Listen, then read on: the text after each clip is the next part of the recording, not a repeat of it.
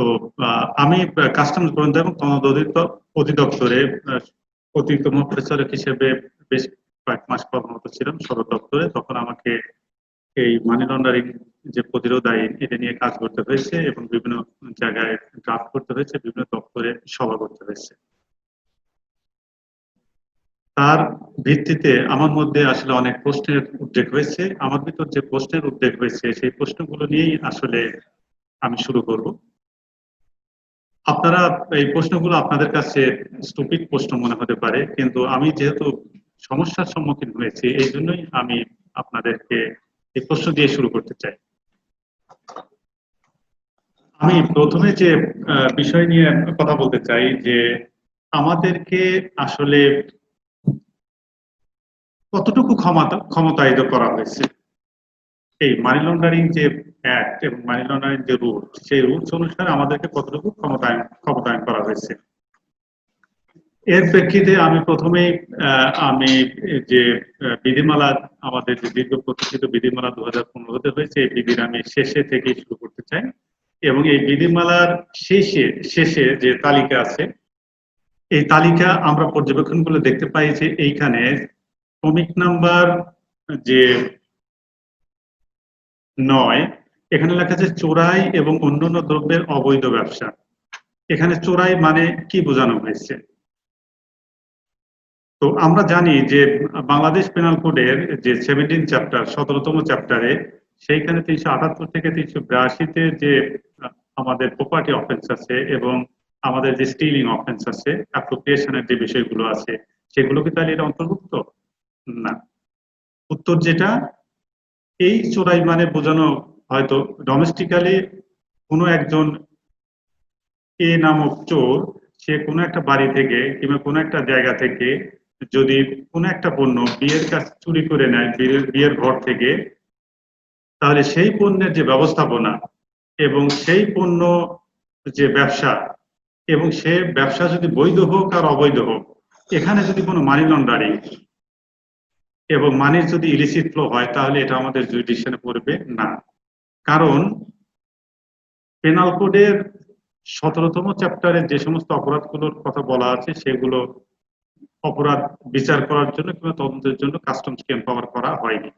তাহলে এই চোরাই মানে কি বোঝানো হয়েছে? বেসিক্যালি স্মাগলিং সংক্রান্ত যদি পণ্য বাংলাদেশের অভ্যন্তরে প্রবেশ করে এবং সেই পণ্যের যে ব্যবস্থাপনা, সেই পণ্যের যদি ব্যবসার সঙ্গে সংশ্লিষ্টতা থাকে, সেইটা কাস্টমস তদন্ত করতে পারে।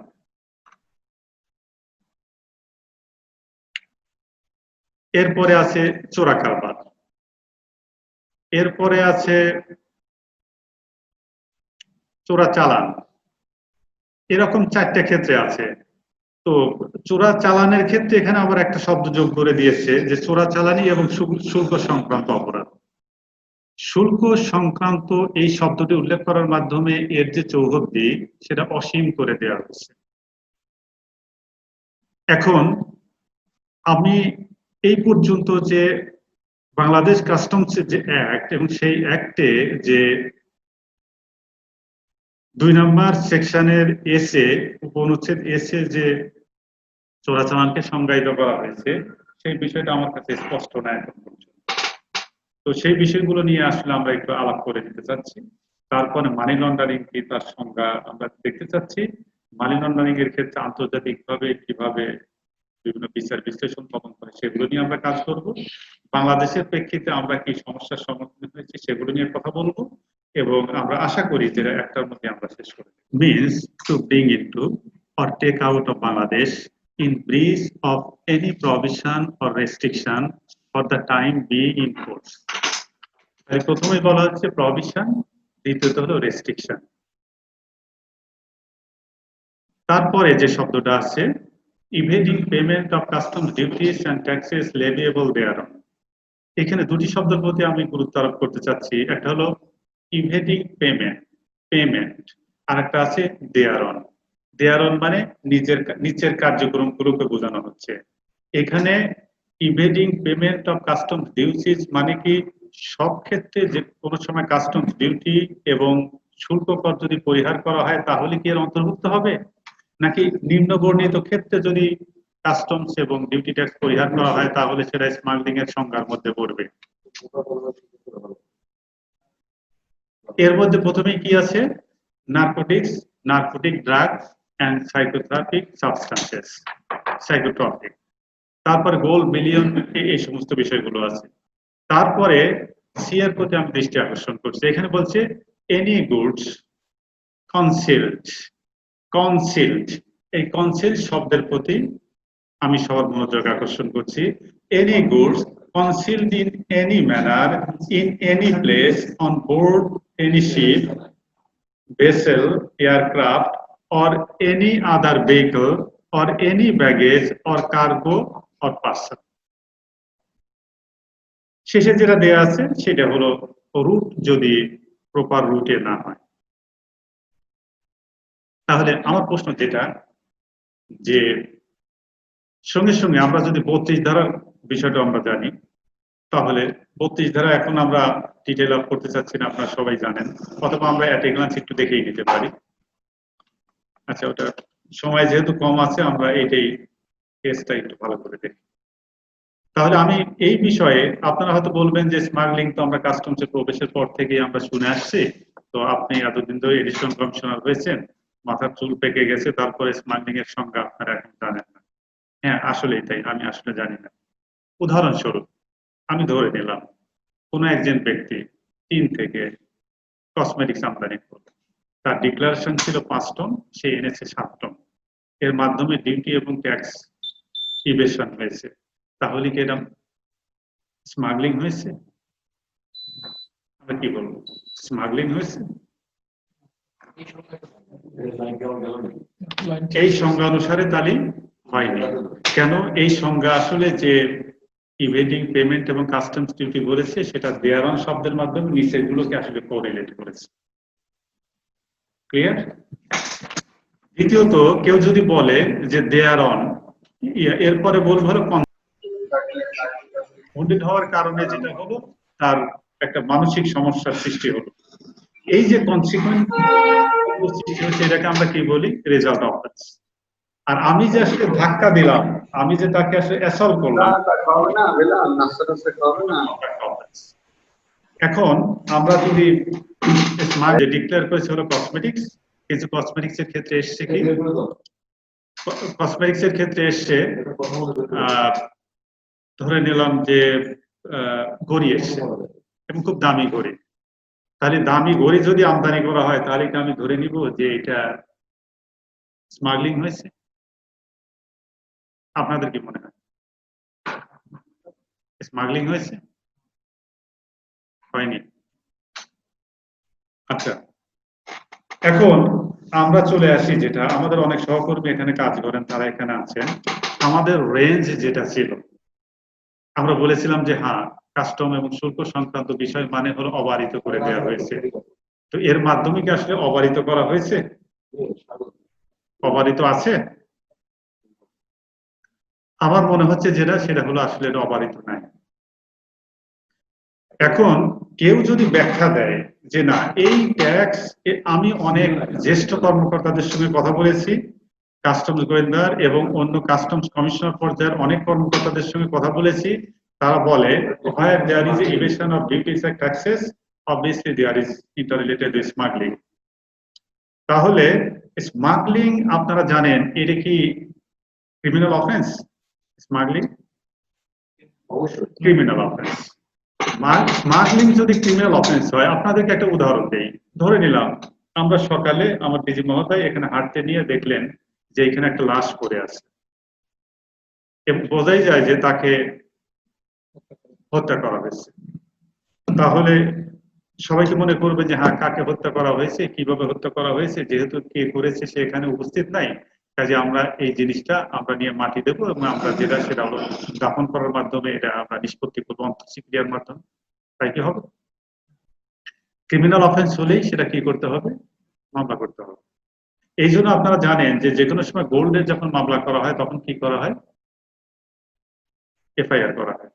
তার ভিত্তি এইটা যে আমি এই মুহূর্তে আসামি পাইনি, কিন্তু এই কাজের সঙ্গে কেউ না কেউ জড়িত ছিল, আমি এফআইআর করলাম, হয়তো দূর ভবিষ্যতে কিংবা কোনো একটা সময়ে, অথবা এটা রাষ্ট্রের দায়িত্ব যেটা এই ক্রিমিনালকে খুঁজে বের করা। এই জন্যই তো আমরা এফআইআর করি।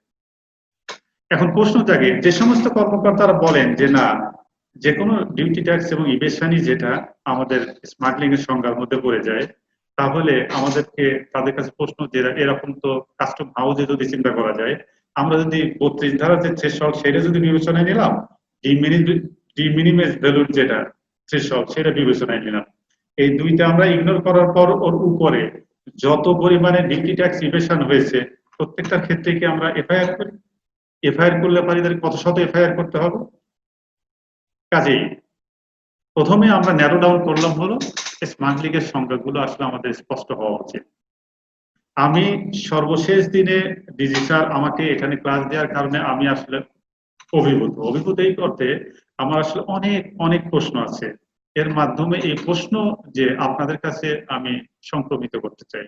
এই প্রশ্ন আপনারা সবাই আপনাদের সহকর্মী আছে কর্মস্থলে, তাদের সঙ্গে আলাপ করবেন। কারণ এই বিষয়গুলো আমরা যদি কাস্টমসে কাজ করে যদি আমাদের কাছে বিষয়টা স্পষ্টীকৃত করতে না পারি, তাহলে কাজ করা আমাদের জন্য খুব জটিল। এখন আমরা তদন্ত সংস্থা, আচ্ছা আপনাদেরকে ওই কি বলে প্লেসমেন্ট, লেয়ারিং এগুলো নিয়ে কি আপনাদের শিখিয়েছে? আলোচনা হয়েছে। আমি শুধু তিনটা জিনিস একটু বলতে চাই যে what is the sharp demarcation line between placement and layering, between layering and integration. আমরা যারা উচ্চ মাধ্যমিক পড়াশোনা করেছি তাদের দেখবেন যে ডাইজেস্টিং সিস্টেম নিয়ে একটা প্রশ্ন আসতো যে হোয়াট ইজ ডাইজেস্টিং সিস্টেম, আসতো পরিপাকতন্ত্র। এইটা তো এক ধরনের digestive system, digesting. What kind of digestion it is? এইটা হলো ইলিসিট মানিকে ডাইজেস্ট করা। তো ডাইজেস্ট করার মেকানিজম কি? আমরা বায়োলজিতে কি পড়েছি? মনে করেন আপনি পুষ্টির জন্য মাছ খাইলেন, মাছের মধ্যে একটা পুষ্টি ছিল, ওই প্রোটিনটা ছিল মাছের শরীরের অংশ। আপনি শরীরের মধ্যে যখন প্রবেশ করলো, আপনি যখন খেয়ে ফেললেন, যখন স্টমাকে গেল, তখন প্লেসমেন্ট করলেন। কোথায় প্লেসমেন্ট করলেন? পাকস্থলীতে প্লেসমেন্ট করলেন। তখনও আসলে কিন্তু মাছের যে এরা যে মাছ থেকে এসছে সেটা কিন্তু স্পষ্ট স্টমাকে যাওয়ার পরে।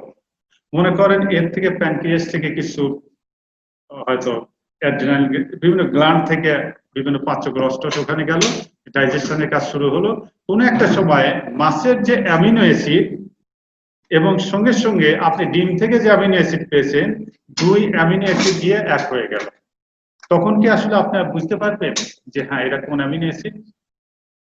এরকম ভাবে যখন মনে করেন যে এ নামক কোন একজন ভদ্রলোক, ধরে নিলাম এখানে যৌতুক তো আছে, তারপরে মনে করেন যে আরো তো হরেক রকম অপরাধ আছে, ধরে নিলাম সে স্মাগলিং এর কাজই করেছে।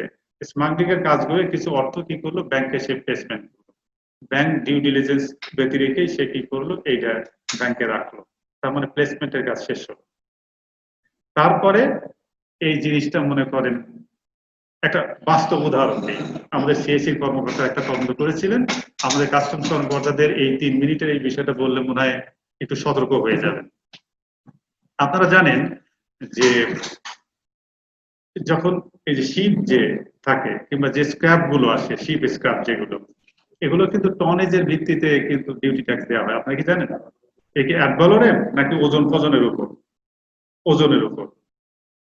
ওজনের উপর হওয়ার কারণে এইখানে কোনো একজন ইম্পোর্টার ভ্যালু কম ডিক্লেয়ার করলো কি বেশি ডিক্লেয়ার করলো, এর প্রভাব কি এখানে পড়ে? পড়ে না। চট্টগ্রামের একজন ব্যবসায়ী তিনি কি করলেন, যে ধরনের একটা শিপ নিয়ে আসলেন, তাতে প্রত্যেক টনে যে মূল্য পড়ে সেই সময়ে $1000, অথচ বাজারে এবং অন্যান্য যখন এই ধরনের পণ্যগুলো নিয়ে আসা হয় তখন ভ্যালু হলো 550 থেকে 600। আমরা এই র মেটেরিয়াল দিয়ে যে পণ্য প্রস্তুত করা হবে, সেই প্রস্তুতকৃত পণ্যেরই বাজার মূল্য ওই $10,500 না, সরি 1000, অর্থাৎ কাঁচামালের মূল্যের চেয়েও কম। তাহলে একজন কাস্টমস কর্মকর্তার কিন্তু এটা দেখা প্রয়োজন ছিল যে এই ভদ্রলোক কেন এত ভ্যালু ডিক্লেয়ার করেছে? কাস্টমস কর্মকর্তারা যখন দেখলো যে হ্যাঁ বিশাল ভ্যালু, আমার ঝুঁকি নাই। দ্বিতীয়ত দেখলে যে হ্যাঁ এটা এক ডলারের না, এটা টন প্রতি ভ্যালু, তো আমি ঝুঁকিমুক্ত। উনি ঝুঁকিমুক্ত হয়ে একটা স্বাক্ষর করে দিয়ে দিলেন।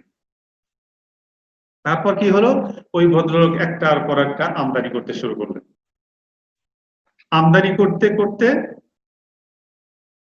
যখন আপনারা জানেন যে কোনো মার্কেট যদি আসলে নিশ হয়, তখন কিন্তু এই খবরটা আশেপাশে যারা থাকে তারা কিন্তু আসলে জেনে যায়। ধরেন যে বাংলাদেশে হলো সিগারেটের একটা মার্কেট আছে, বিদেশি সিগারেট একটা মার্কেট, ধরে নিলাম যে 1 লাখ স্টিক। কোন একটা সময় হুট করে যদি 10 লাখ স্টিক কিংবা 5 লাখ স্টিক যখন বাজারে প্রবেশ করবে, তখন কিন্তু অন্যান্য যারা স্টেক হোল্ডার তারা কিন্তু সতর্ক হয়ে যাবে, কিংবা তারা চিন্তা করবে যে আমরা কেন এইটা মার্কেটিং করতে পারছি না। তখন হবে কি এই জিনিসটা কিন্তু আসলে জানাজানি হয়ে যাবে। এই ভদ্রলোক মানি লন্ডারিং এর উদ্দেশ্যে যখন মওকা পেয়ে গেছে, তখন একটার পর একটা যখন ইম্পোর্ট শুরু করলো, তখন আশেপাশে তার যারা কম্পিটিটর ব্যবসায়ী ছিল তারা নালিশ করলো। নালিশ করার পর তদন্ত শুরু হলো।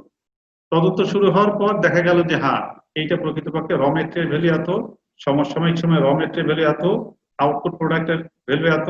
তাহলে খোঁজ দেওয়া শুরু হলো যে হ্যাঁ তাহলে এই ভদ্রলোক এই টাকাটা কোথায় দিচ্ছে এক্সপোর্টারকে। এক্সপোর্টার দেখা গেল যে যে ভদ্রলোক ইম্পোর্ট করছে তারই আপন ছোট ভাই, তার নামে। তার মানে হলো যে সে এই পুরো টাকাটা, ফরেন কারেন্সিটা কি করেছে, সিঙ্গাপুর নিয়ে গেছে। নিয়ে যাওয়ার পর কি করেছে, ওখান থেকে তার স্ত্রীর নামে, ওই যে ইম্পোর্টার তার স্ত্রীর নামে এখানে পাঠিয়ে দিয়েছে। তার স্ত্রী আবার এই ফাঁকে যে কাজ করেছে সেটা হলো কোনো একজন ব্যাংকের ডিরেক্টর হয়ে গেছে।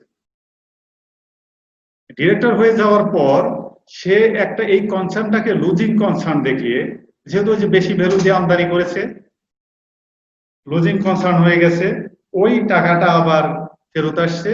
আসার পর সে আবার ওই ব্যাংক থেকে লোন স্কেজুল করার জন্য আবেদন করছে। তার মানে মানি লন্ডারিং করলো, টাকা ফেরত আনলো। সেই মাছের তেলে মাছ ভাজার কয়টা ধাপ আপনারা চিন্তা করে দেখেন। হ্যাঁ, ইনকাম ট্যাক্স ফাঁকি দিল। অর্থাৎ এই যে তার মানে যখন সিঙ্গাপুর থেকে যখন ফেরত আসছে, তখন কিন্তু সেটা আসলে বোঝা যাচ্ছে না। যখন ব্যাংকে সে লোন স্কেজুলিং করার জন্য সে আবেদন করছে, সেটা কিন্তু আসলে বোঝা যাচ্ছে না। কিন্তু এর মাধ্যমে কোন কর্মকর্তার মাধ্যমে সে বেনিফিটেড হয়েছে, আমাদের একজন ইন্সপেক্টর যে কিন্তু যে অ্যাসেসমেন্টের কাজটা করেছে। তো তার স্ত্রীর কাছে যখন চলে আসলো, তখন আমরা ধরে নিতে পারি যেটা সেটা হলো এটা কি আসলে ইন্ডিকেশন হয়েছে, ধরে নেন হয়ে গেছে, কারণ পরিবারের কারোর কাছে তো চলে আসছে, তাই তো? অবশ্যই। আচ্ছা, এখন আমরা হ্যাঁ অনেক অনেক লেয়ারিং এর বেশ কয়েকটা ধাপ, স্যার ঠিকই বলেছেন, কয়েকটা লেয়ারিং হয়েছে। এখন আমি কিছু কিছু বিষয় আসলে পাজল হয়ে গেছি, মানে কি আসলে অনেক শত শত প্রশ্ন আছে তো আপনাদের কাছে। এখন আমরা তদন্তকারী সংস্থার সংজ্ঞাতে একটু যাই, ঠিক আছে? আমরা যে আসলে তদন্তকারী সংস্থা, আমরা কতটুকু ক্ষমতায়িত এবং কি কাজ করছি না করছি সেগুলো নিয়ে আমি একটু আসলে করে কথা বলি। তো আমরা দেখা যায় কি তদন্তকারী সংস্থার যে সংজ্ঞা সেখানে চলে যাই। তদন্তকারী সংস্থার 12 সালের আইনটা কোনটা? এইটা না, 12 সালের একটা এই যে দেখেন, আপনারা জানেন যে 2012 সালে প্রথমে যে এন্টি মানি লন্ডারিং আইনটা হয়, ঠিক না? সেইখানে দেখেন ইনভেস্টিগেটিং এজেন্সির সংজ্ঞা কি দেওয়া ছিল, আপনারা দেখতে পাচ্ছেন? Means Anti-Corruption Commission established under Anti-Corruption Commission Act 2004, and any officer of the commission authorized in this behalf by it to investigate or notwithstanding anything contained in any other law. খেয়াল করে দেখেন, it shall also include any officer of any other investigation agency. তো এটা কত হলো 2012-তে। তারপর 15-তে কি হলো সেটা একটু দেখি। 18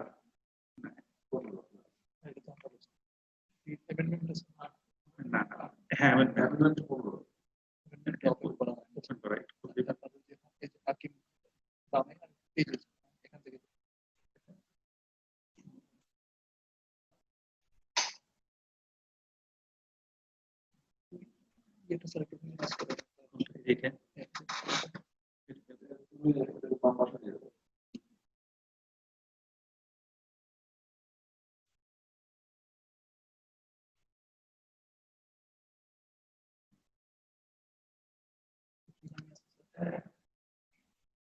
আচ্ছা, আমি এখান থেকে পড়ে শোনাচ্ছি। হ্যাঁ, এখান থেকে পড়ে শোনাই, কাজ সময় স্বল্পতা আছে, তুমি ওর গেটটাকে পেনাল করতে দেখতে পারো। আমাদের 2015 সালে তদন্তকারী সংখ্যা কি আসলো? দফা তালব্য সতে বর্ণিত সম্পৃক্ত অপরাধ তদন্তের জন্য সংশ্লিষ্ট আইনে ক্ষমতাপ্রাপ্ত তদন্তকারী সংস্থা। সংশ্লিষ্ট আইনে ক্ষমতাপ্রাপ্ত তদন্তকারী সংস্থা। আমাদের আইন কি? কাস্টমস আইন। কাস্টমস আইনে কোথায় কাকে ক্ষমতা দেওয়া হয়েছে? সেকশন 3 এর জাতীয় রাজস্ব বোর্ডকে ক্ষমতায়ন করা হয়েছে। ক্লিয়ার? তাহলে জাতীয় রাজস্ব বোর্ড আসলে ক্ষমতায়ন করবে। ঠিক আছে, আমি ওইটা নিয়ে আপনাদের পরে জানাচ্ছি। জাতীয় রাজস্ব বোর্ড ক্ষমতায়নের যে ধারাক্রম সেটা নিয়ে পরে বলছি কি করেছে। তবে শর্ত থাকে যে সকল এটা পুলিশ কিংবা পরের অংশ, এটা আমরা আসলে জানতে চাচ্ছি না, আমরা এখানেই থেমে যেতে চাই, পরে অন্য বিষয়গুলো নিয়ে কথা বলি, কারণ বাকিগুলো আমাদের সঙ্গে সম্পৃক্ত না। এখন দেখেন যে আমি একটা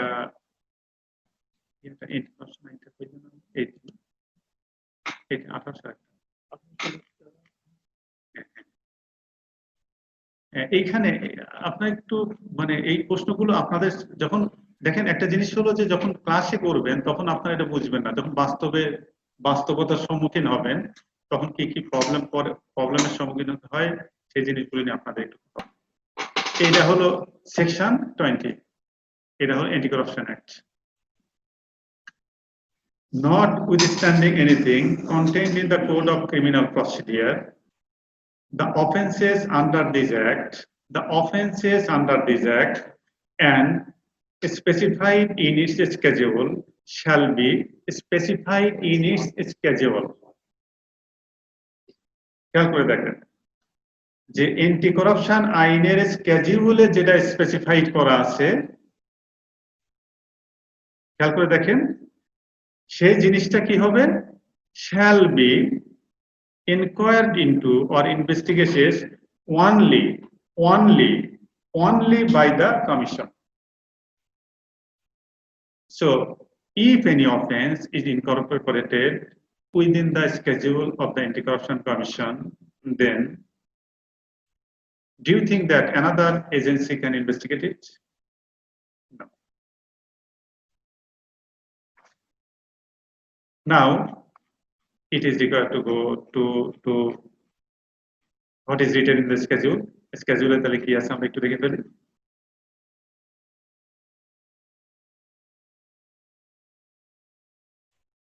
হ্যাঁ, এখানে দেখবেন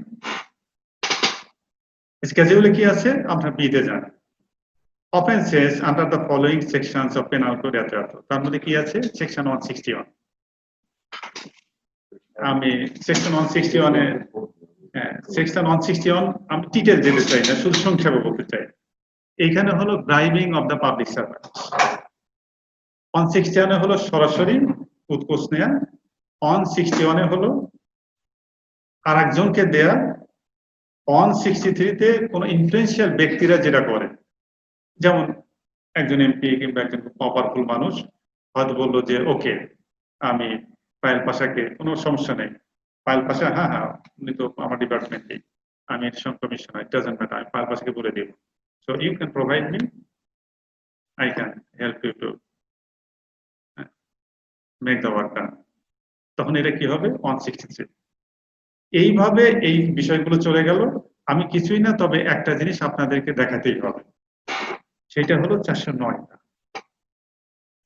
কারণ হলো যে 409 যে বিষয়গুলো আছে, সেই 409 বিষয়গুলো আপনাদের স্পষ্ট না হলে আপনারা ঝামেলা করবেন, মাঠ পর্যায়ে কাজ করতে আপনাদের সমস্যা হবে।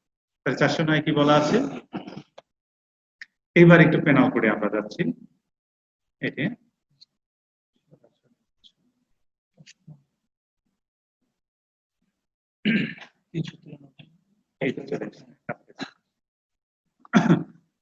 409 এর আগে 408টা একটু দেখি। So by this time Pal Pasha is very much familiar with this kind of activities because he filed a few cases and he actually doesn't know what are the consequences and what's the actual fate of that cases. And this is why this is a crucial matter and we should be very much mindful regarding this section of the penal code. So what is written in 408? Criminal breach of trust by clerk or the servant. So we are servants, public servant or clerk. Whoever, being a clerk or the servant or implied as a clerk or the servant and being in any manner entrusted in such capacity with the property or with any dominion over the property commits criminal breach of trust in respect of that property. So what is that property?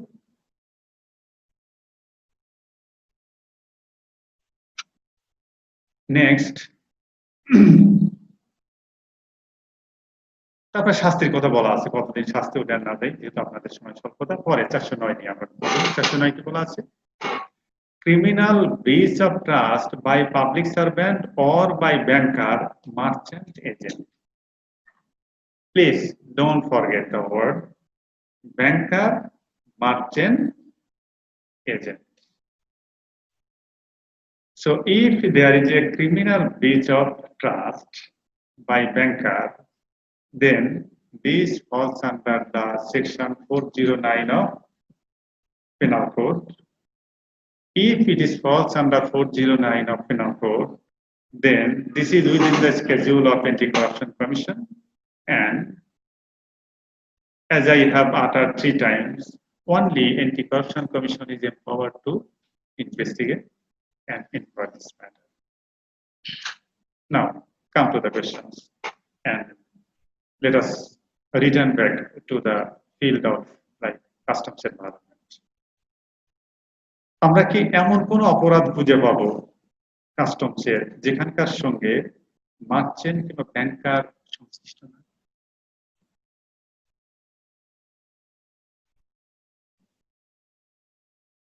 Can you find any such offense, even a single offense, where for any kind of transaction or any kind of money laundering, a servant or banker or merchant or agent, transaction. Okay. Okay.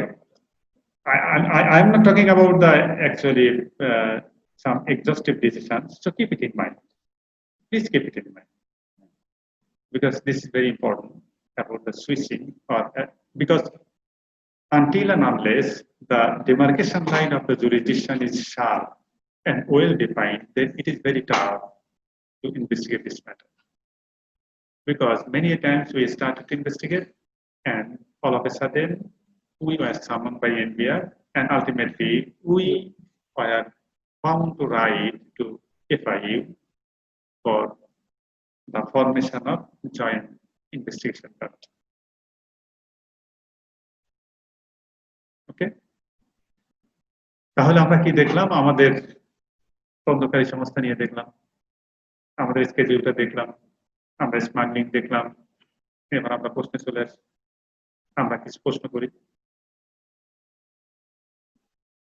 Many of the cases interrelated with the money laundering was submitted and inquired after like completion of the inquiry, then investigation, we filed case. And what are those cases?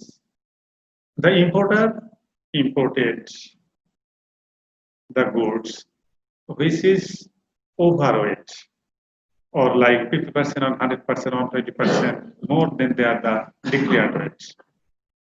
My question is that, is it maintainable? এটাকে আমরা case করবো না করবো না? কি মনে হয়? উত্তর দিতে হবে না, শুধু মাথার মধ্যে রাখলে। ঠিক আছে? এর কি তাহলে স্মাগলিং এর মধ্যে পড়ে না পড়ে না? কার্গোর ভিতরে কনসেপ্ট সংজ্ঞা অনুযায়ী পড়ে।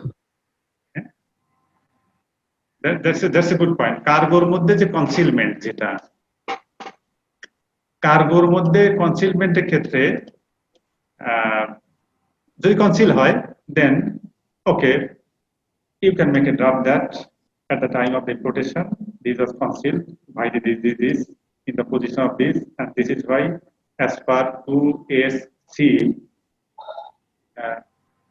2SC perhaps 2SC this is clearly smuggling activities, and as this is a smuggling activities, so it ultimately falls under the schedule.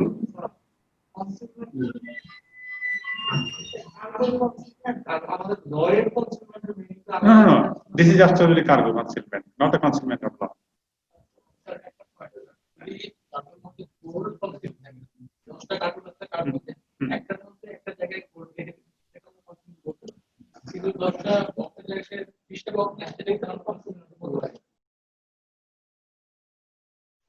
Okay.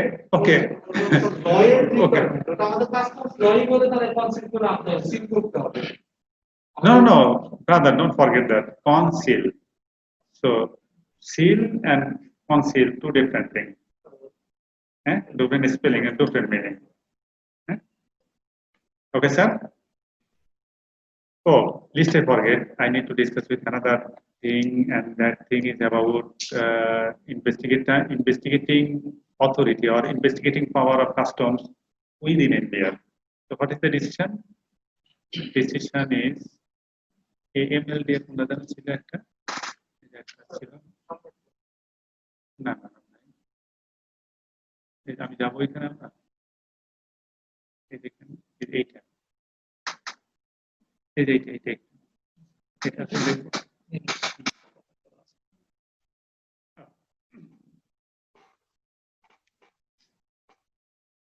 I have had only 1 minute here. তো আমরা যখন এই আইন পেয়ে গেলাম, বিধিমালা পাওয়ার আগে আমরা কিছু কাজ শুরু করেছিলাম কাস্টমস ইন্টেলিজেন্স থেকে, কাস্টমস থেকে। তো এইগুলো আসলে ইনভেস্টিগেশন কে করবে? সিএসি করবে, না কাস্টম ইন্টেলিজেন্স করবে, না কাস্টম হাউস করবে? এটা নিয়ে একটা কনফিউশন সৃষ্টি হয়েছে। তখন কাস্টম ইন্টেলিজেন্স থেকে একাধিক চিঠি, আমার জানা মতে কমপক্ষে 5টি চিঠি লেখা হয়েছিল জাতীয় রাজস্ব বোর্ডে, এবং এই চিঠি লেখার আগেই জাতীয় রাজস্ব বোর্ড থেকে একটা পত্রের মাধ্যমে সিআইসি কে ক্ষমতায়ন করা হয়েছিল কাস্টমস রিলেটেড অ্যাক্টিভিটি গুলো ইনভেস্টিগেট করার ক্ষেত্রে। এবং এই ক্ষেত্রে জাতীয় রাজস্ব বোর্ড থেকে 2টি আদেশও জারি হয়েছিল। সেই আদেশ এখানে লিখিনি, আপনাদের বোঝার সুবিধার্থে শুধু শেষের মিনিটস যদি একটু পড়ে শোনাই, আপনাদের কাছে এই বিষয়টাও জানা দরকার এবং প্রয়োজন। আপনারা মনোযোগ দিয়ে শুনবেন এবং এগুলো কাজ করার ক্ষেত্রে আপনাদের সহায়তা করবেন। সেটা কি? পথে লেখা আছে, মানি লন্ডারিং প্রতিরোধ আইন 2012 এবং এর সংশোধনী 2015-তে তদন্তকারী সংস্থা সংজ্ঞায়িত থাকায় উক্ত সংজ্ঞার আওতায় customs act 1969, VAT act, income ট্যাক্সের আলোকে যথাক্রমে কাস্টমস মূল্য সংশোধন কর ও আয়কর কর্মকর্তা এবং উক্ত 3টি আইনের বরাতে সেন্ট্রাল ইন্টেলিজেন্স সেলের মহাপরিচালক উপযুক্ত আইনসমূহের যে কোনোটির আলোকে আইনি সংশ্লিষ্টতার বিবেচনায় মানি লন্ডারিং বিষয়ে তদন্তকারী হিসেবে ক্ষমতা। Clear? So CIC is empowered to conduct any kind of investigation or inquiry, whether income tax related, whether VAT related, or whether customs related. Next.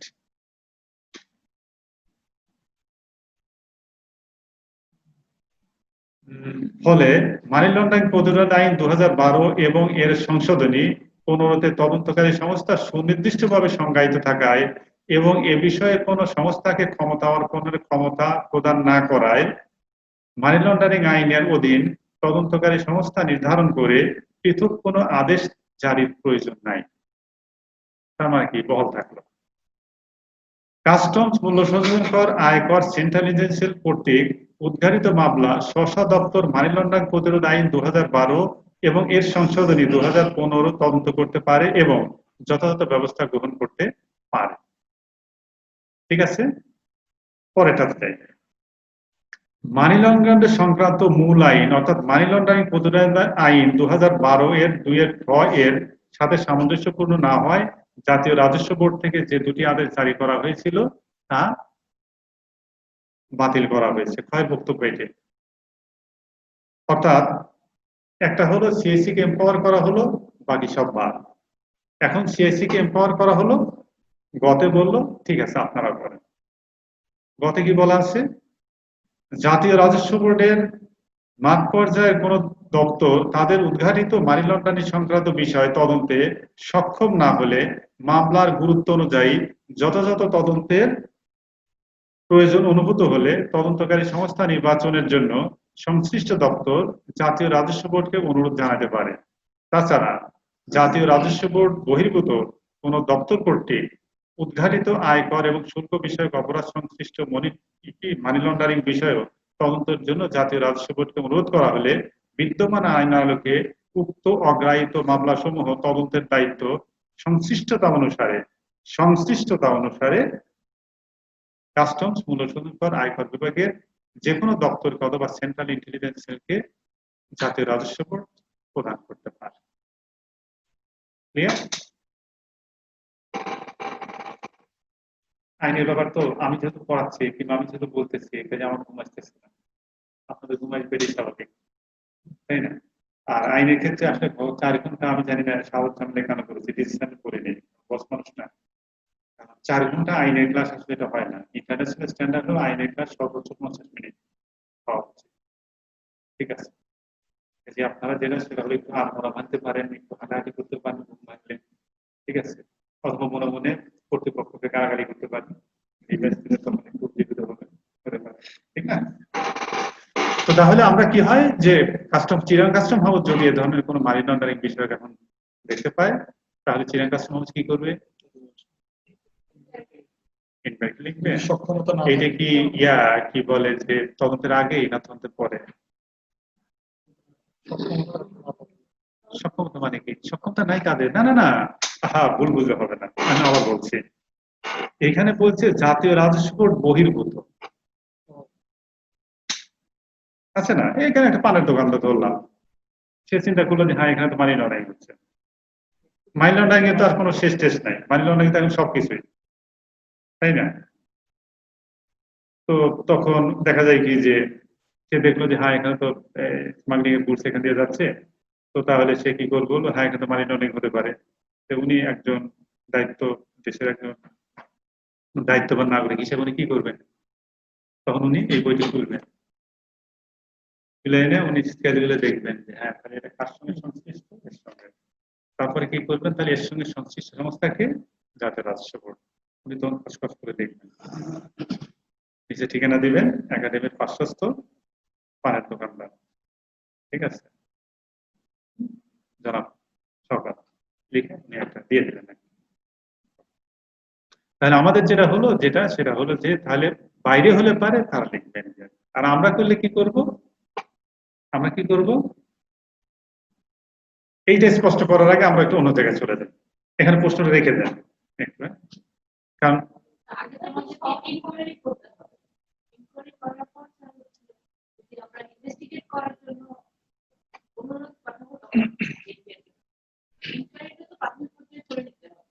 This is actually ongoing practice. আর আমি তো শুরুতেই বলেছি আমি এখানে উজ্জীবিত হতে চাই, আর আপনি অনেক শিখেছেন এখানে, আমি সেটা জানবো। তার আগে হলো আমাদের রুল কি বলে সেটা কি পড়েই নেই না? অবশ্যই তাই, অবশ্যই তাই। এখন আমরা রুলে একটু চলে যাই। রুলের ক্ষেত্রে জাতীয় রাজস্ব বোর্ডের you are very much correct. What you have said, this is exactly and literally in line with the direction of law of this minutes. You are very much correct. তো আমরা এখানে এটা একটু বলি, এখানে রুল কি বলছে। এখন আমরা ওই যে 19 সালের ইয়েটা কোথায় আছে, যাবো কোথায়, না প্রথমে উপর করছিলাম।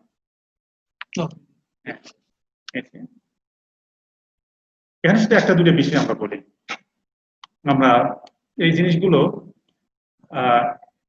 একটা কথা আপনাদেরকে বলি সেটা হলো যে we are human beings, so whenever we have heard about a situation, a new situation, then we try to picturize or the visualize or envisage a situation, like যে আপনাকে বলা হলো যে হ্যাঁ আপনি এখন মনে করেন যে কোনো একটা জায়গায় যাননি, ধরেন যে রেঙ্গুন যাননি, তখন রেঙ্গুন যাননি তখন আপনাকে বলা যে হ্যাঁ রেঙ্গুন এরকম, তারপর আপনি পাশে করে অমুক জায়গায় যাবেন, তখন কিন্তু কল্পলোকে আপনি ভাবতে থাকবেন রেঙ্গুন এরকম। তো এখানে আপনার যে লব্ধ ইতিপূর্বে যে অতীত জ্ঞান সেগুলো দিয়ে আপনি ছবি আঁকার চেষ্টা করবেন।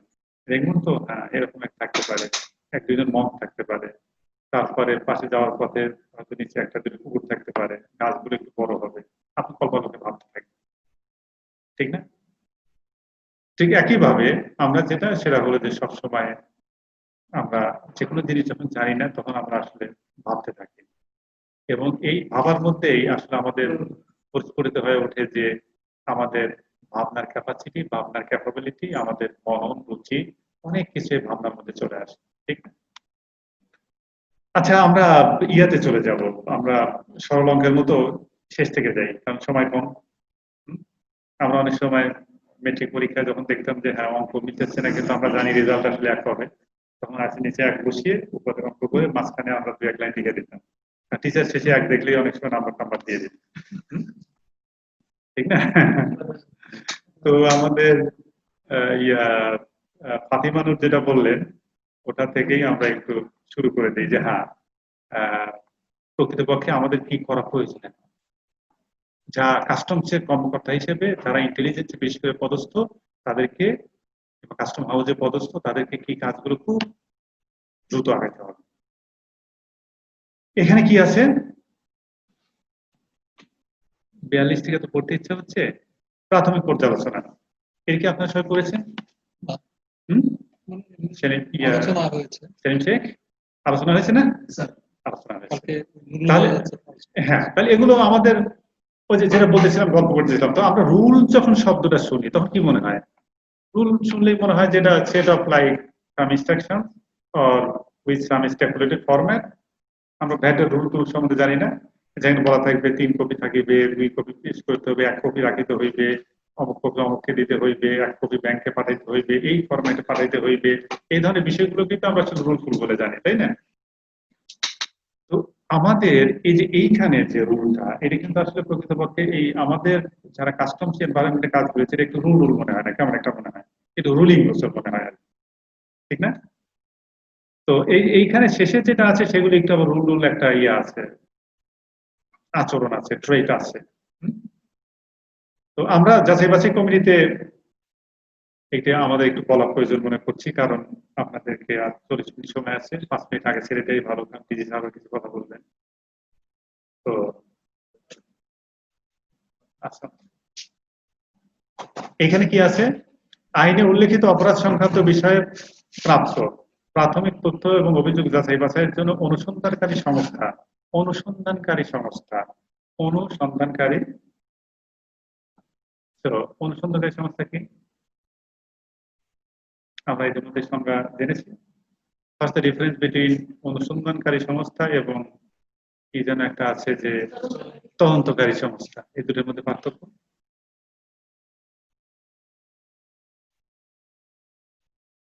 তদন্তকারী সংস্থার সংজ্ঞায় বলা আছে এই যে ক্যাটাগরি যে একটা ছক দেখালাম, ওই ছকের মধ্যে যাদের নাম ধাম আছে তারাই হলো তদন্তকারী।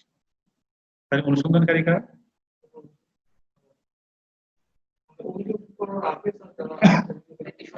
ওদের মধ্যে পাল ভাষা যেটা বললেন ওদের মধ্যে, কিন্তু এমন একটা অবস্থা হলো যে আমরা অনেক সময় কাজ করে না, যে হয়তো অনেক কাজটা অনেক কিছু করলো, তখন দেখা যায় কি যে আমার বদলি হলো কিংবা আমার শাখা পরিবর্তন করে দিল, তখন হয়তো আমি সুন্দর একটা ড্রাফট করে দিয়েছি, তখন নিজে স্বাক্ষর করলো হলো তোফায়েল আহমেদ। কমিশনার দেখলেন যে হ্যাঁ নাকি তোফায়েল আহমেদের ড্রাফট করে, এটা দুইটা কনসিকুয়েন্স হতে পারে। একটা হলো তোফায়েল আহমেদ যদি একটু ফাঁকিবাজ হয় তাহলে খ্যাতির বিড়ম্বনাজনিত কারণে তাকে পরে ভুগতে হবে, আর যদি মনে করে যে না তিনিও আবার ওখানে 7 দিন থাকবেন, তখন মাঝখান থেকে উনি খ্যাতিটা নিয়ে উনি ওখান থেকে চলে গেলেন, ঠিক আছে? তো এখানে অনুসন্ধানকারী সংস্থা যেটা অনুসন্ধান করলেন, করার পর সেটা হলো দেখলো যে না, এটা আমার আসলে জুরিডিকশন পড়ে না, অথবা দেখলো যে না, আমার জুরিডিকশনটা এমন ভাবে করলে হয় যে ওই যে জয়েন্ট কমিটি যেটা আছে না, জয়েন্ট কমিটি গঠন করলে ভালো হয়। তাহলে জয়েন্ট কমিটির জন্য কার কাছে লিখতে হয়, কে লিখতে হবে, কে লিখবে, এফআইইউ তে লিখবে কে, এনবিআর, আমাদের ক্ষেত্রে এনবিআর, তাই না? ডিসিশন কে নিবে, FIU, with the consultation with FID. ওই যে ফিনান্সিয়াল ইনস্টিটিউশন আছে, হ্যাঁ, ওই ডিভিশন, তাই না? এখানে সরকার মানে কি, আমাদের এখানে যে সরকার যাকে বোঝানো, সরকার মানে এফআইডি। জেলা কার্যালয় এখানে মানে যেহেতু ওই যে আমি বললাম আমার সময় শেষ, অনেক কথা আরো বলতে হবে। এখানে মোদ্দা কথা যেটা বলছে, জাতীয় রাজস্ব বোর্ড থেকে আসলে আমাদেরকে কাস্টম হাউসের জন্য আলাদা করে কমিটি গঠনের প্রয়োজন নাই, কিন্তু ইন্টেলিজেন্স থেকে একটা কমিটি গঠন করলে খুব ভালো হয়। এখানে বলছে যে আহ, এখানে জাতীয় রাজস্ব বোর্ড অর্থাৎ সংশ্লিষ্ট সংস্থা যে কাজটা করতে পারে, একজন কর্মকর্তাকে কিন্তু অ্যাপয়েন্ট করে দিতে পারে। জাতীয় রাজস্ব বোর্ড একজন মেম্বারকে করে দিতে পারেন না এখন, তাহলে কাজটা সহজ হয়ে যায়। মেম্বারের নিচে কাউকে কি এখানে করতে পারবে বিধি অনুসারে? তাহলে আবার যাই, তাহলে কি করালো,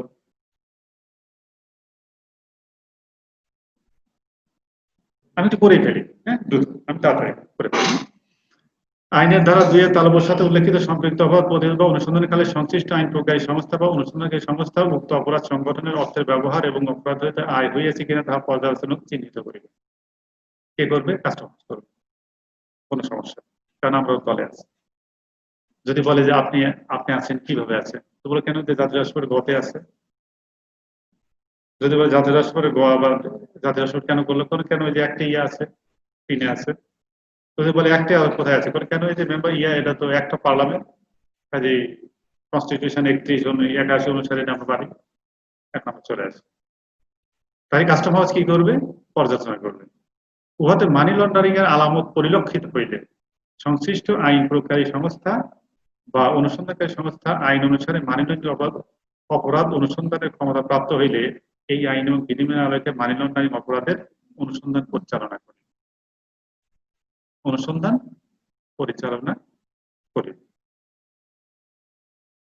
বিধি 44-এ উল্লিখিত আইন মোতাবেক মানি লন্ডারিং অপরাধ অনুসন্ধানের ক্ষমতা প্রাপ্ত না হইলে তালিকায় একে কোন একটা সংস্থার কাছে সে প্রেরণ করবে। এখানকার ভদ্রলোক জাতীয় রাজস্ব বোর্ডের কাছে পাঠানো দরকার নেই, কাস্টমার পাঠালে চলবে। 46, প্রাথমিক তথ্য ও অভিযোগ যাচাই বাছাই কমিটি। এইটা নিয়ে আমি যেটা বললাম না, যে কমিটি টমিটি থাকে, তাহলে কমিটি হলো কি, যে আমাদের এখনো কমিটি করে নাই।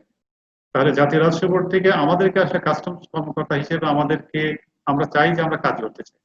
আমার কাজের ক্ষেত্রে মূল যে সমস্যা আমি ইতিপূর্বে আলাপ করছি, যেটা আমাদের জুরিডিকশন কিংবা অধিক্ষেত্রটা সুনির্দিষ্টভাবে নট ওয়েল ডিফাইন্ড, সংজ্ঞায়িত না, এই জিনিসগুলো স্পষ্ট হওয়া উচিত। দ্বিতীয়ত হলো আমাদের এম্পাওয়ারমেন্টের ক্ষেত্রে সবার ক্ষেত্রে সুন্দর সুন্দর আদেশ জারি হয়েছে, বেশ, আমাদের ক্ষেত্রে এম্পাওয়ারমেন্টের জন্য মিনিস্ট্রির বদলে একটা সুন্দর আদেশ জারি করলে একটু ভালো লাগতো না? আচ্ছা, সেটা না হয় করে নাই, ধরে নিলাম আমরা অভিমান না করে। এই যে এখন এই অনুসারে 46 অনুসারে জাতীয় রাষ্ট্র করতে এগুলো করে দিতে পারে, একদম কমিটি করে দিতে পারে না? এইটা আবার ওরা না, এটা হলো আমাদের, মানে জাতীয় রাষ্ট্র না, জাতীয় রাষ্ট্র উপরে আছে। যাচাই বাছাই পদ্ধতি, যাচাই বাছাই পদ্ধতির মধ্যে যেটা এইখানে আমি সংক্ষেপে যেটা বলবো, সেটা হলো যাচাই বাছাইয়ের মধ্যে এখানে কিছু ডেট টুল ঠিক করে দেওয়া আছে, সেটা আমাদের জন্য প্রযোজ্য না। আমাদের জন্য প্রযোজ্য না যে কারণে, কারণ আমাদের তো আসলে আঞ্চলিক কমিটি টমিটি নাই। আঞ্চলিক কমিটি আছে হয়তো এটি কমিশন কমিশন কিংবা যে সমস্ত সংস্থাগুলোর ক্ষেত্রে এটা আছে, সিআইডির ক্ষেত্রে এটা আছে, তারা এটা করবে। যদি যখন আমাদের কমিটি করা হবে তখন এটা এখানে প্রযোজ্য হবে। যাচাই বাছাইয়ের সময়সীমা হলো, যাচাই বাছাই কার্যক্রম অনূন্য 30 কার্যদিবসের মধ্যে সম্পন্ন করিতে হইবে, তবে প্রাথমিক তথ্য বা অভিযোগের সংখ্যা, গুরুত্ব ইত্যাদি বিবেচনায় সংস্থা ঊর্ধ্বতন কর্তৃপক্ষের অনুমোদন করবে এই সময়সীমা 10 কার্যদিবস পর্যন্ত বৃদ্ধি করা যাইবে। ঠিক আছে? এই বিধিতে সবচেয়ে স্পর্শকাতর বিষয়টা কি বলতো?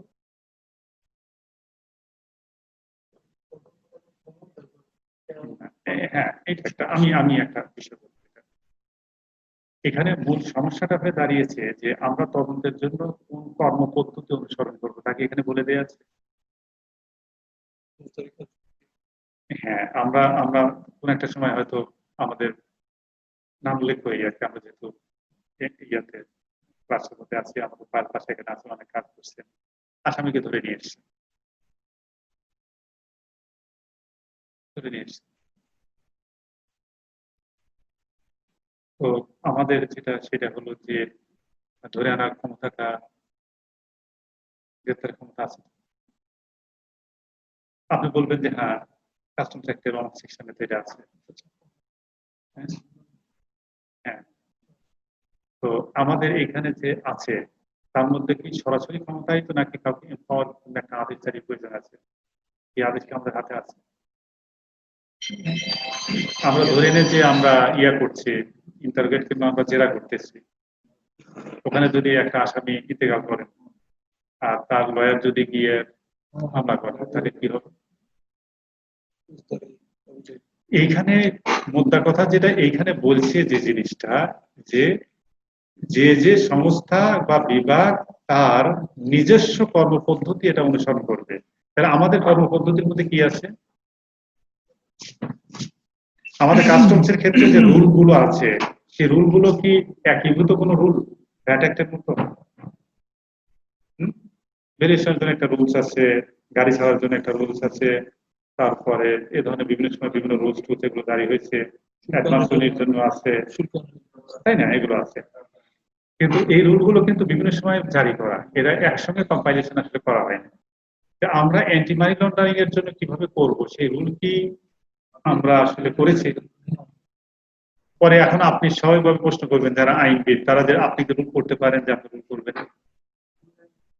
তাহলে রুল করার জন্য কি করতে হবে? আমাদের স্কেডিউলের মধ্যে কাস্টমস অ্যাক্টের যে তফসিলের মধ্যে দেওয়া আছে, তফসিলে যদি দেওয়ার জন্য তাহলে আমাদেরকে কি করতে হবে বলেন? একটার মধ্যে আনলাম কিংবা তফসিলের মধ্যে কিছু একটা আনলাম, কিন্তু এই আইনের যেটা সেইটা হলো যে পুরোধা কারা, এই রুলটা কে করেছে, কোন উইং থেকে কে করেছে? এফআই করেছে। আইনটা কে করেছে? এফআই করেছে। সারা বিশ্বে কে করে? এফআই করে। কাস্টমস টু কাস্টমস এর যে কমিউনিকেশন এবং কাস্টমস টু কাস্টমস এর যে যোগাযোগ, তা যতটা না তথ্য ভিত্তিক, যতটা ইনফরমেটিভ, যতটা না ইফেক্টিভ, এফআই এর সঙ্গে এফআই এর যোগাযোগ সবচেয়ে বেশি ইফেক্টিভ। তাহলে এখন আমাদের যে সমস্ত কাজ করতে গিয়ে যে সমস্যাগুলো, যে রুল করা প্রয়োজন, যে জিনিসগুলো আমাদের চাই, যেভাবে আমাদের ইনস্ট্রুমেন্টেড হওয়া দরকার, সেই ব্যাপারে ইনিশিয়েটিভ নিতে হবে। এগুলো হলো কাজ করতে গিয়ে যেহেতু সমস্যার সম্মুখীন হয়েছি, শুধু আমি প্রশ্ন করে যাচ্ছি, মাথার মধ্যে রাখতে হবে যখন সময় আসবে, সুযোগ আসবে, সেই কাজগুলো করে ফেলতে হবে। ঠিক?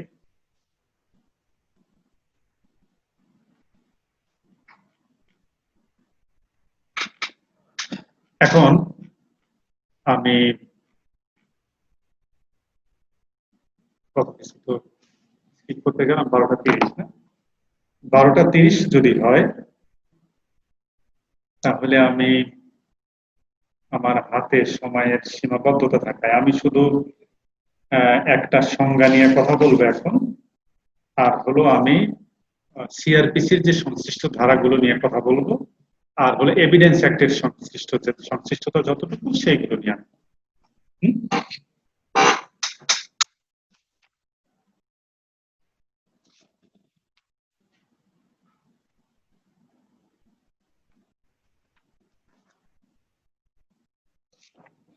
আপনারা রিপোর্টিং এজেন্সি এই সংজ্ঞাগুলো কি দেখেছেন? রিপোর্টিং এজেন্সি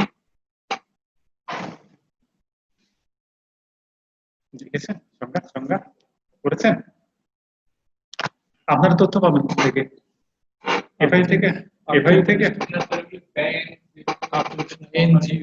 হ্যাঁ, আমাদের কাজী জিয়াউদ্দিন স্যার উনি বাংলাদেশের অন্যতম শ্রেষ্ঠ মানে অ্যাকাউন্টের জ্ঞানধারী প্রকল্প। আমি যখন একটা ইনস্টিটিউটে পড়ি তখন ওখানকার একজন মাস্টার ক্লাস নিতে বলে যে আপনি কি দিয়ে গেছিলেন?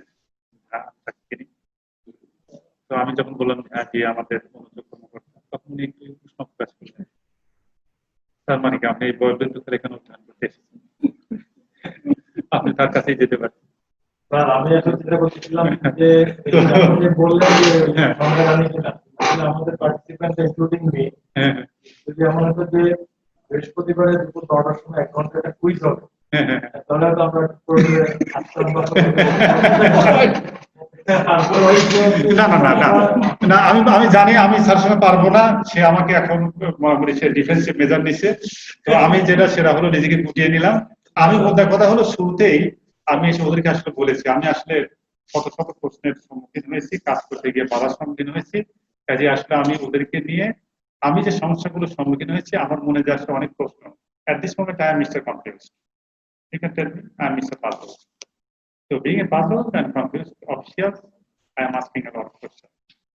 এবং এর সব ব্রেনের মধ্যে দিয়ে দেয়া এর মাধ্যমে যেটা সবগুলো আসলে পরিষ্কার। তার মানে যেটা সেটা হলো যে এখানে একটা স্ট্যাবুলেটেড ফরম্যাট আছে, within that stipulated format we can write to FIU for information from domestic, from international arena. If it is international arena, then obviously you must have to go through the channel of FIU, right? And only we have another format that is custom intelligence. But this is not applicable for all the country until and unless you have a mutual agreement between the customs of that country and our country. You know, customs mutual administrative agreement. আমাদের কয়েকটা দেশের সঙ্গে আছে, কয়েকটা intelligence সঙ্গে আছে, এখানে আমরা সরাসরি আমরা পেতে পারবো। কিন্তু যে সমস্ত দেশগুলোর সঙ্গে আমাদের সবচেয়ে বেশি ব্যবসা হয় তাদের সঙ্গে তো আসলে করাপশন গুলো হবে, লন্ডারিং গুলো হবে। দুর্ভাগ্যবশত তাদের খুব কম দেশের সঙ্গে আমাদের মিউচুয়াল অ্যাডমিনিস্ট্রেটিভ এগ্রিমেন্ট আছে। তাহলে সে সমস্ত দেশ থেকে তথ্য পেতে গেলে আমাদেরকে কি করতে হবে, এভাবে ধরে যেতে হবে, সেখানে ফরম্যাট দেয়। তো যে কারণে স্যারের নাম বলতেছিলাম, আমি জীবনে একটা সাবজেক্টে ফেল করেছি এবং ফেল করার পর আমি খুব আহ্লাদিত, সেটা আমি আসলে হিসাব বিজ্ঞানে ফেল করেছি। হিসাব বিজ্ঞানে আমার কাছে মনে হয় যারা হিসাব বিজ্ঞান তারা বলে বিজ্ঞান কিংবা আমার কাছে মনে হয় এক ধরনের চিঠি লেখার মতো কোনো একটা বিষয়। অর্থাৎ মানুষ যদি ভুলে না যায়, আগের দিনে কি করতো, আগের দিনে যেটা সেটা হলো যখন হয়তো মিশরের পিরামিডে কোন একটা জিনিস হয়তো হারিয়ে টারিয়ে যাবে তখন বললো যে হ্যাঁ তাকে 2 টাকা দেওয়া হয়েছিল, বললো যে হ্যাঁ 2 টাকা আপনি দিয়েছি, 3 টাকা আসলো বাম পাশে ক্লের উপর হয়তো লেখে রাখে হাইরোগ্লিফিক্স। তার মানে যেটা সেটা হলো যে লিস্টটাই ফরগেট। ওই জন্য যে কোনো ধরনের ট্রানজেকশন হলে পারে 2টা নাম, অনেকে 2টা নাম গোচর দিবে, কোনো একটা হয়তো দেখা যায় কি আমি কোনো একটা হয়তো ডেপ্রিসিয়েশনে কোনো একটা গেছে তার উল্টা কোনো একটা নাম দেয় অন্য এক পাশে বসা দিয়ে। তার মানে যেটা সেটা হলো যে এটা আসলে অ্যাকাউন্ট ফর করার জন্য, লিপিবদ্ধ করার জন্য, এই ধরনের একটা যাতে ভুলে না যায় এই জন্য কোনো একটা আসলে আর্কাইভিক মেকানিজম। ঠিক আছে, আমাদের জন্য যেটা সেটা আর্কাইভিক ইয়ে হলো আসলে আমাদের কি সংস্থাগুলো বললাম রিপোর্টিং এজেন্সি। আমরা রিপোর্টিং এজেন্সি গুলো থেকে আসলে আমরা কিছু করতে পারি এবং রিপোর্টিং এজেন্সি গুলোকে যেভাবে আসলে এখানে বলা হয়েছে যে রেগুলেটরি বডি হিসেবে FIU যেভাবে ইনস্ট্রাকশন দিয়েছে রিয়েলি তাদের কিন্তু অনেক দায়িত্ব করে দেখবেন, যেহেতু আর 15 মিনিট আছে, কাজে সেগুলো করে দেখবেন। ঠিক আছে, কাজে আমাদের রিপোর্টিং এজেন্সি যেগুলো সেগুলো চিঠি লিখতে হয়, সেগুলো নিয়ে আমরা কাজ করব। এখন আমরা পেনাল কোড নিয়ে আর যাব না, এখন হলো CRPC নিয়ে একটু কথা বলি, যেগুলো আমাদের সঙ্গে সরাসরি জড়িত। বিশেষ করে আছে না এখানে ভাই এই যে এটা কি লোক ভাড়া দাও না তুমি 200 না কত পার্সেন্টে রেট ভাড়া দাও না এখন? আচ্ছা, তাহলে আমরা এটা দিয়ে চলে যাই। এদের 161 দেখি কিভাবে এই যে এটা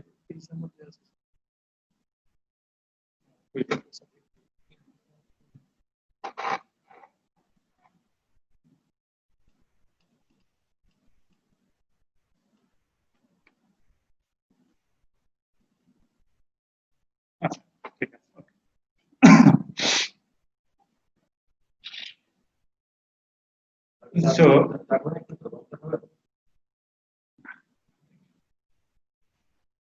So তো আমরা এখানে আমরা দুইটা একটু দেখবো, কারণ এই দুইটা আপনাদের ফ্রিকুয়েন্টলি লাগবে। শুধু এইটা আমাদের কাস্টমস কেসে না, যে কোনো ক্রিমিনাল কেস করতে গেলেই আমাদের এই সমস্যাগুলো সম্মুখীন হতে হয়। তো এটা একটু বলবো। আর এভিডেন্স অ্যাক্টের দুই তিনটা ধারাগুলো আমি শেষ করে দেবো।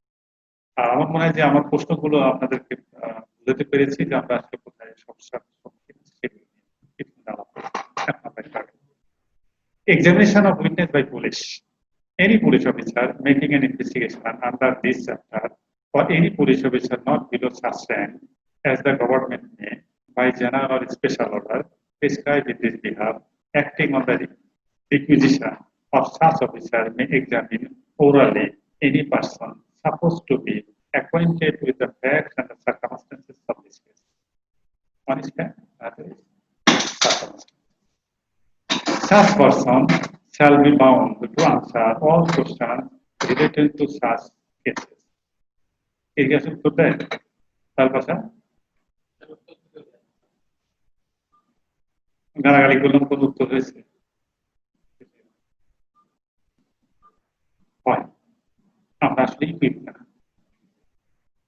আমরা আসলে যদি প্রফেশনালিজম থাকতো, আমরা দেখলাম যেটা সেটা হলো আমাদের দেশের অনেক পুলিশ কর্মকর্তাই যারা আছে, যারা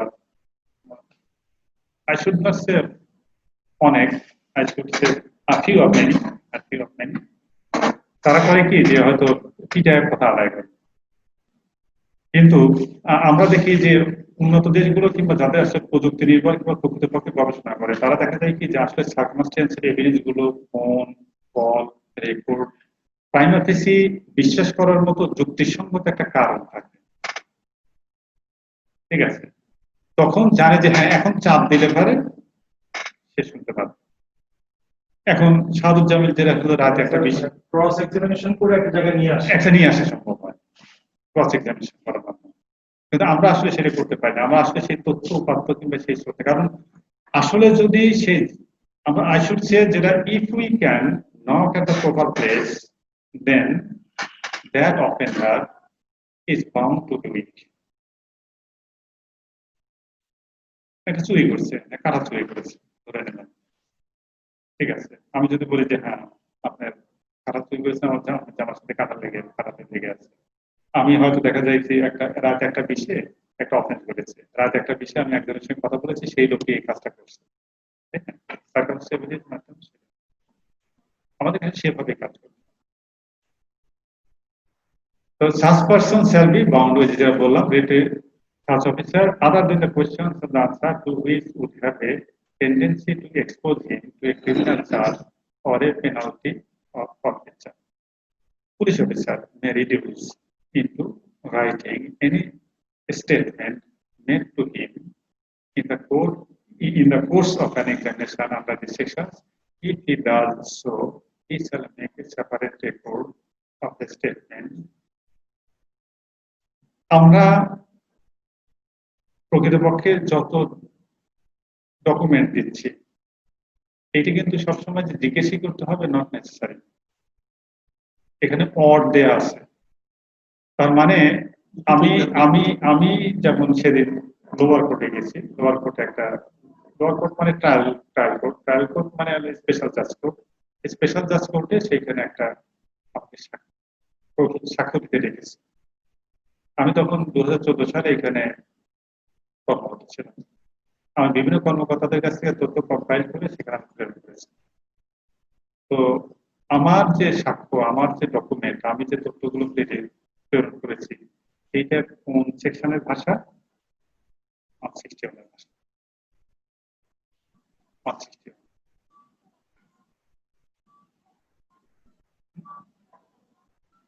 এখন আমরা চলে যাই হলো 164। ওই যে কথা শোনে না, এই জন্য 164 দিতে হবে। কিংবা এটা হলো ওই যে ম্যাজিস্ট্রেটের সামনে যেটা বলা টলা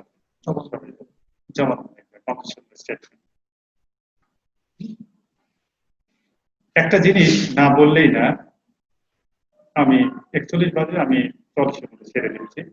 ক্রিমিনাল লায়াবিলিটি ফিকশনের ক্ষেত্রে কিছু মেকানিজম আছে এবং কিছু ইন্টিগ্রাল পার্ট আছে। সেই পার্টের মধ্যে একটা যেটা, সেটা হলো আসলে ডিফেন্সের একটা মেকানিজম আছে, ডিফেন্স। তো ওই লোক যদি বলে যেটা সেটা হলো যে না আমি একজন বলতে চাইনি, কিন্তু এই পুলিশ অফিসার গিয়ে কি করছে, আমার ছোট একটা বাচ্চা ছেলে তার মাথায় কি করেছে, কষ্ট ধরেছে, আঘাত করেছে। অথবা আরো অনেক কথা বলতে পারে, যেটা সে বলতে পারে যে না আমার তো ডেমিনিশ রেসপন্সিবিলিটি। তার মানে যেটা সেটা হলো যে আমি এমন একটা অবস্থায় ছিলাম অ্যাজ ইনটক্সিকেটেড, হ্যাঁ, হয়তো আমি ওভার ড্রাঙ্ক ছিলাম, কিংবা আমাকে হয়তো এমন একটা ওষুধ দেওয়া হয়েছে, আমার আসলে এই অবস্থায় ছিল না, এই জন্য ওই লোক কি বলছে আমি তো জানি না, ম্যাজিস্ট্রেটের কাছে গিয়ে বললো স্যার কি বলছে আপনার জানি, তাই না?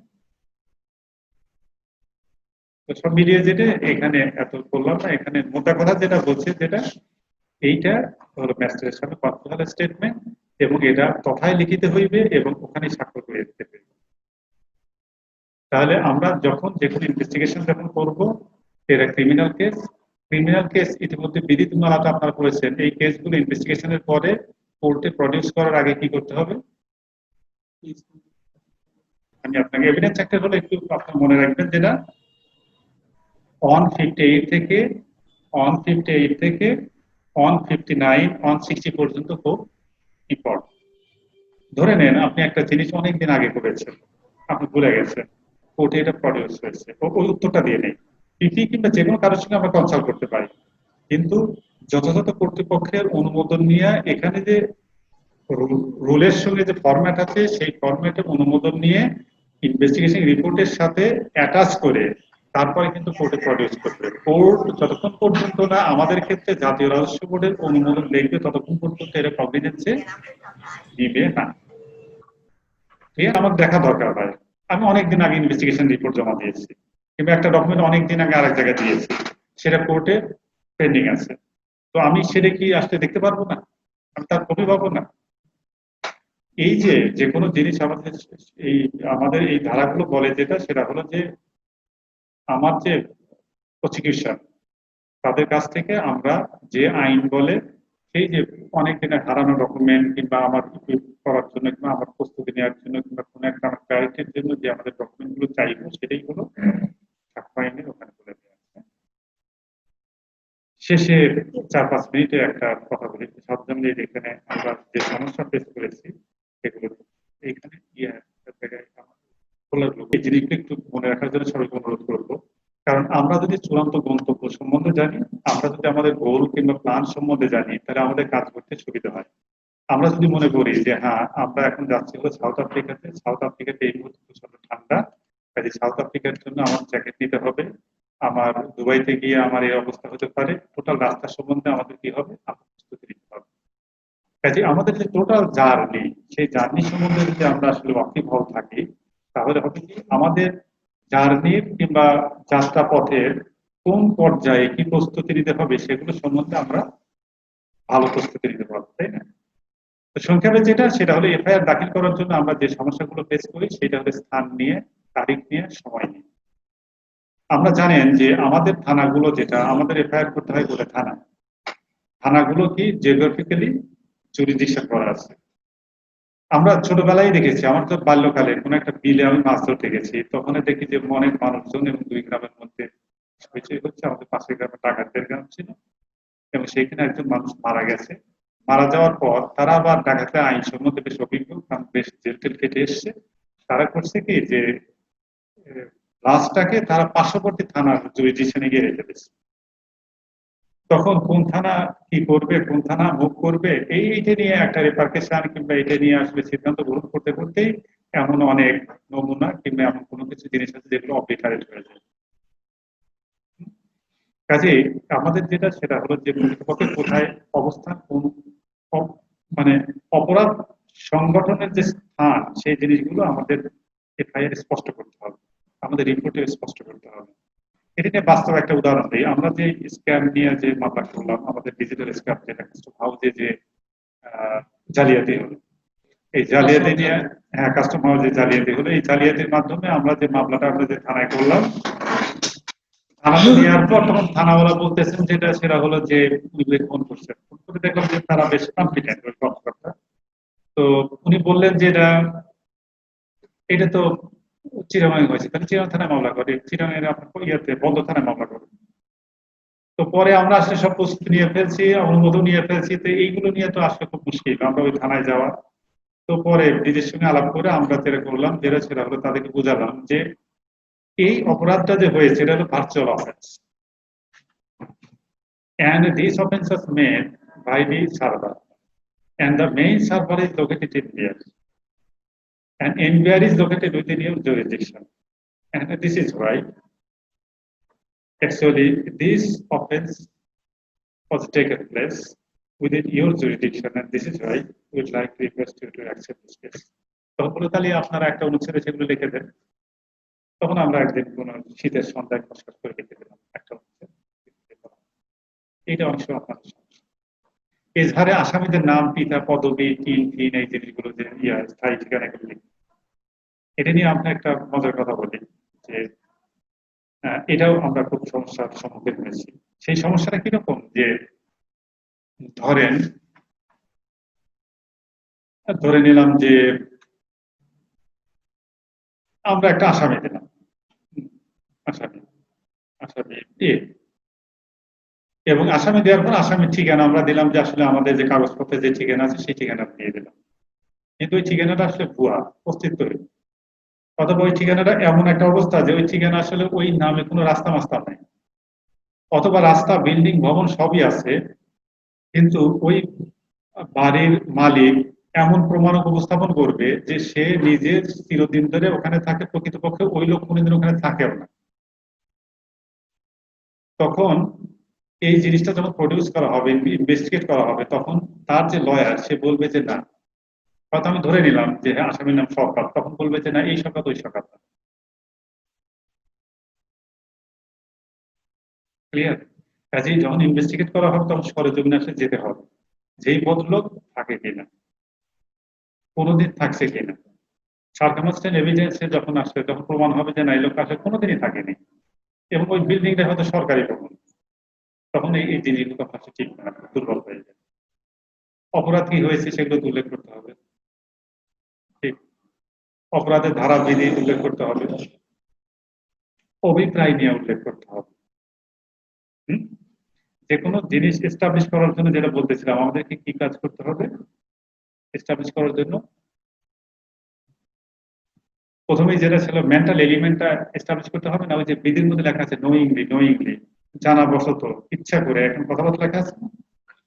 তার মানে যেটা মেন্টাল এলিমেন্ট যদি না থাকে, মেন্সরিয়া যদি না থাকে, তাহলে কি হবে এখানে?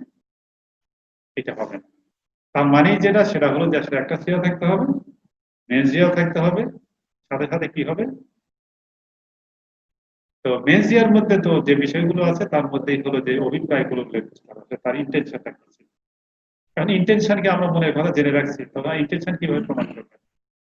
ইন্টেনশন, পাবলিক ইন্টেনশন কিংবা হয়তো রেকলেসনেস, এই জিনিস প্রমাণ করবেন কিভাবে? আচ্ছা, এগুলো আপনারা একটু দেখে নিয়ে নাও। আমি শেষ কথা বলে শুধু আমার এই শেষ কথা, কারণ হলো এখন 55 আপনারা জানেন কি যে সাবজেক্টিভ টেস্ট, টেস্টিফাই শব্দ অর্থ কি আপনারা জানেন? টেস্টিফাই শব্দের অর্থ কোর্টে গিয়ে বলে দেওয়া যাওয়া। টেস্টিফাই করা মানে যেমন এই জিনিসটা হলো আমার, আমি মাহবুব স্যারকে এসে বললাম যে টেস্টিফাই করলাম যে mister Hakim testify to respected this is that okay this book belongs to Mr. Hakim and he brought it from Kumilla. তাহলে আমি যখন এটা বললাম আমি লিখে দিলাম, তার মানে কি এটা টেস্টিফাই করে দিলাম। ক্লিয়ার? এখন সাবজেক্টিভ টেস্ট আর হলো অবজেক্টিভ টেস্টের মধ্যে পার্থক্য।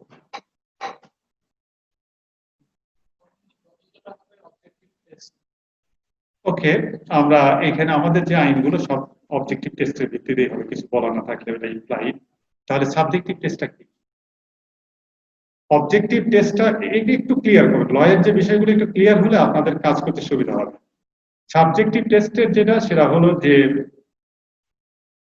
A person of same age, same sex, under the same situation and circumstances, behave same in the same environment, same situation. Like আমরা যদি চিন্তা করি সাবজেক্টিভ টেস্ট মানে যে এই এনভায়রনমেন্টে একজন মানুষ আরেকজন মানুষকে হয়তো খেপে গিয়ে থাপড় মারছে, সে তখন বললো যে এই রোদের মধ্যে থাকলে পারে কার না মেজাজটা খারাপ হবে, সাপোর্ট দিতেই পারে। তখন আমরা সাবজেক্টিভ টেস্টের মাধ্যমে কিভাবে এটা টেস্টিফাই করব? সাবজেক্টিভ টেস্টের মাধ্যমে আমরা করব সেটা হচ্ছে ওকে, এইখানে যদি 99 জন 100 জন মানুষকে নিয়ে আসা হয়, 100 জন মানুষের মধ্যে 99 জন মানুষই কি হবে? উত্তপ্ত হবে, তাদের মেজাজ খারাপ হবে, তারা সেম বিহেভ করবে। তাহলে আমরা ধরে নিব কি এটা সাবজেক্টিভ টেস্ট। আর অবজেক্টিভ টেস্টের ক্ষেত্রে যেটা এটা হলো অবজেক্টিভ টেস্ট, আর সাবজেক্টিভ টেস্টের ক্ষেত্রে যেটা কিছুই না, এটাতে ব্যাখ্যা দেওয়া দরকার নেই। এটা হলো নরমালি যেটা করে সেটা হলো যে বিচার ব্যবস্থাগুলোতে আমাদের এখানে ট্রায়াল কোর্ট যেভাবে বিচার করে, হয়তো এমন অনেক দেশে হয়তো জুরি সিস্টেম, বিভিন্ন দেশে বিভিন্ন সিস্টেম থাকে, সেইখানে হয়তো জুরি কিংবা কোনো একজন বার্নের জাজ উনি যারা চিন্তা করলেন যে হ্যাঁ আমার কাছে মনে হচ্ছে যেটা এই কাজটা আসলে হয়েছে কিংবা এটা হয়েছে, এই জন্য যেটা সেটা উনি তখন সাবজেক্টিভ টেস্ট অ্যাপ্লাই করবেন, ব্যাখ্যা রাখতে বলবেন না। তাহলে আমরা যেটা করব সেই অভিপ্রায়ের যে বিষয়গুলো সেইখানে আমরা কিসের মাধ্যমে প্রমাণ করব? সে টাকা চুরি করেছে, এটা তো যদি প্রমাণিত হয় তাহলে আমার অভিপ্রায় কি যে এই কাজটা করেছে তো টাকা চুরির জন্য, অভিপ্রায় তো আমরা এস্টাবলিশ করে ফেললাম। ক্লিয়ার? তারপরে যেটা সেটা হলো যে এখানে অ্যাকমপ্লিস কেস ছিল, সেগুলো আমাদেরকে দেখতে হবে, অর্থাৎ এই অফেন্সের সঙ্গে অ্যাসোসিয়েটেড কারা ছিল সেই জিনিসগুলো আমাদেরকে দেখতে হবে। আর সর্বশেষ একটা উদাহরণ দিয়ে আপনি শেষ করছি, স্যার চলে এসছেন, যে কেসটা আসলে কি ভিত্তিতে কিভাবে করবেন, বেসিকটা কি হবে। একটা হলো অফেন্স আর একটা হলো ইনসিডেন্ট। ক্লিয়ার? একটা ইনসিডেন্টের ক্ষেত্রে অনেক অফেন্স জড়িয়ে যেতে পারে। ফর এক্সাম্পল, কেউ একজন কোথাও হয়তো রবারি করতে গেছে, রবারি করতে গিয়ে ওইখানে একজনকে ঘুষি দিয়েছে, ঠিক আছে, একজনকে স্ট্যাব করেছে, একজনকে অ্যাসল্ট করেছে, কিন্তু ইনসিডেন্ট কয়টা? একটা। ইনসিডেন্ট যদি একটা হয় তাহলে আমরা সচরাচর একটা কেসে করি। সর্বশেষ একটা আপনাদের উদাহরণ দিলে আপনাদের ক্লিয়ার হবে। মনে করেন একটা বিল of entry, for example on bill of entry customer assessed total amount of duty taxes is like 30 lakh. So out of 30 lakh, if the importer or on behalf of importer send evidence says that sir, at this moment I can pay only 15 lakh, so please take the 15 lakh of taxes and give me 50% of the goods. Would you allow it? Allow it? So, okay, then that party will say, okay, the provision is not written there. This is why benefit doubt comes to me. Benefit of doubt comes to me. Okay, কিন্তু আমরা আসলে দেবো না, আমরা শেষ পর্যন্ত বলবো যেটা না আমাদের যেটা সেটা হলো বেসিক, এটা হলো ইমপ্লাই, সবকিছু এখানে বলা থাকবে না। তো আমরা যেটা কেসগুলো যখন করবো তখন সেপারেট এগুলো করবো। তাহলে আমি শেষে শুধু সামারাইজ করবো যেটা সেটা হলো আমাদের প্রশ্নগুলো ছিল হলো আমাদের জুরিডিকশন গুলো ক্লিয়ার হওয়া দরকার, ঠিক আছে। 3 নম্বর হলো যে there is a sharp demarcation line in the jurisdiction of like customs, income tax, VAT, and inter NBR, like NBR with like Anti-Corruption Commission or CID with custom intelligence, এই জিনিসগুলো ক্লিয়ার হওয়া উচিত। এবং সর্বশেষ হলো এই বিধিমালা জারির পরে জাতীয় রাজস্ব বোর্ডকে যে কাজগুলো করতে হবে, কমিটি ফরমেশন, কর্মকর্তা অ্যাপয়েন্টমেন্ট, এবং বিশেষ করে এই যে কে কোন কাজ করবে, কিভাবে করবে না ক্ষমতায়নের ক্ষেত্রে একটা পত্র জারি করলে আমাদেরকে কাজ করতে সুবিধা হবে। আর সর্বশেষ হলো যেটা সেটা হলো আমাদের পেনাল কোড এবং আমাদের যে সিআরপিসি এবং আমাদের এভিডেন্স ধারা ধারাগুলো এগুলো আপনারা দেখবেন। তো আমার মনে অনেক হয়েছে স্যার। আসসালামু আলাইকুম।